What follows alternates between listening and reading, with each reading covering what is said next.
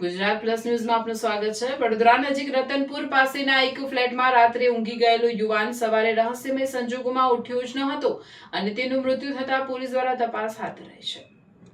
પ્રાપ્ત માહિતી મુજબ મકરપુરા રોડ પર આકાશવાણીની પાછળ આવેલ ચિત્રકૂટ સોસાયટીમાં રહેતો આકાશ રવિન્દ્રભાઈ પાટીલ ઉંમર વર્ષ 21 તારીખ 13ની રાત્રે તેના બે મિત્રો રાજેશ ઉર્ફે રાજ બ્રહ્માનંદ ઓઝા અને અજય પુષ્પકાંત પરમાર સાથે રતનપુર નજીક આવેલા કુબેર એક્સપ્રેશન ફ્લેટમાં ભેગા થયા હતા। બાદમાં રાત્રે બંને મિત્રો પોતપોતાના ઘરે જતા રહ્યા હતા, જ્યારે આકાશ એકલો ફ્લેટમાં જ ઊંઘી ગયો। સવાર સુધીમાં આકાશ ઘેર નહીં આવતા તેના પિતા રવિન્દ્રભાઈ શોધખોળ શરૂ કરી, જેમાં તે તેના મિત્રો સાથે રતનપુર ખાતેના ફ્લેટમાં ગયો હોવાની વિગતો જાણવા મળ્યા બાદ રવિન્દ્રભાઈ આકાશના બંને મિત્રો સાથે ફ્લેટ પર પહોંચ્યા, ત્યારે ફ્લેટ અંદરથી બંધ હતું।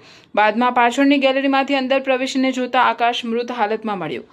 આ અંગે પોલીસને જાણ કરાતા વરણામા પોલીસે આકાશની લાશનો કબજો મેળવી તેને પીએમ માટે મોકલી આપવામાં આવ્યો છે। તેનું મોત કયા કારણોસર થયું તે પીએમ રિપોર્ટ બાદ જ ખબર પડશે। પોલીસે જણાવ્યું હતું કે મૃતક યુવાન બજાજ ફાઇનાન્સમાં નોકરી કરતો હતો। ગઈકાલે રાત્રે તારીખ 13ની તારીખે મેં રાત્રે મારા છોકરાને શોધવા માટે મેં નીકળ્યો હતો, કેમ કે જોબ પરથી ઘરે 7:30 વાગ્યાની અરસામાં નથી આવ્યો, તો મેં એને જોબ પર શોધવા માટે ગયો હતો, પણ ત્યાં મને હાજર પર નહોતો મળ્યો।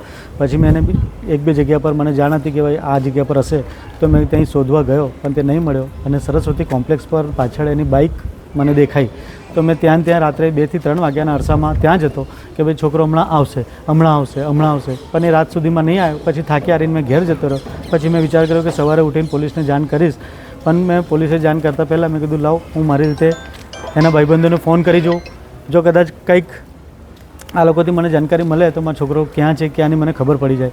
તો મેં એમ કરીને રાજને ફોન કર્યો। પછી રાજે મને કીધું કે હા અમે લોકો આ જગ્યા પર ગયા હતા, તો મેં કીધું મને એ લોકેશન બતાવે।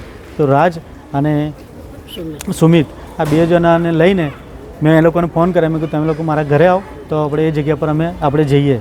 તો કે સારું। એ 2 જણા મારી જોડે આવ્યા, અને પછી એ લોકોને મેં કીધું કે કઈ જગ્યાએ, તો કે મને કે વાઘોડિયા પર છે। પછી વાઘોડિયામાં અમે જઈને આવ્યો, અને પછી એને કીધું મને કે વાઘોડિયામાં નહીં હોય તો આપણે લોકેશન મને ખ્યાલ નથી, તો આપણે અજયને પૂછીએ। કે મેં કીધું અજય કોણ? તો કે જે જગ્યા પર અમે રાત્રે ગયા હતા ને એ। તો કે અજયને મેં કીધું ફોન કર। તો અજયને ફોન કર્યો તો કે હું આવું છું કરતાં એને અડધો પોણો કલાક એમાં જતો રહ્યો, પણ આવ્યો ખરી। જે જગ્યા પર ઘરમાં એની લાશ પડી છે અત્યારે હાલ, એ અજયનું જ ઘર છે। અને રાત્રે પછી હમણાં સવારે અજય આવ્યો, અને એની પહેલાં જ પણ અમે લોકો અહીં આવ્યા તો પોલીસમાં મેં જાણ કરી દીધી હતી।